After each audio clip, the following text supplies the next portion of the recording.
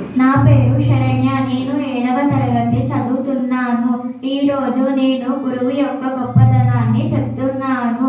గు అంటే అజ్ఞానం, రు అంటే మాపడం అని అర్థం.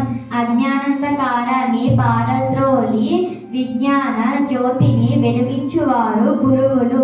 గురు బ్రహ్మ, గురు విష్ణు, గురుదేవో మహేశ్వర, గురు సాక్షాత్ పరబ్రహ్మ, తస్మై శ్రీ గురవే నమః.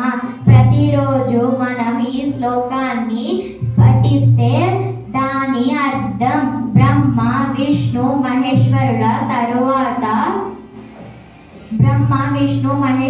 తరువాత గురువుకి స్థానం దక్కింది. గురువు చెప్పింది చెయ్యాలి.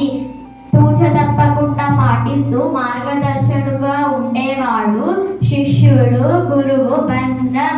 ఇలా యుగాలు మారిన, కాలాలు మారిన, ప్రాంతాలు మారిన గురుస్థానం పతిలం లోకానికి ప్రాతిపదిక శిష్యు గురు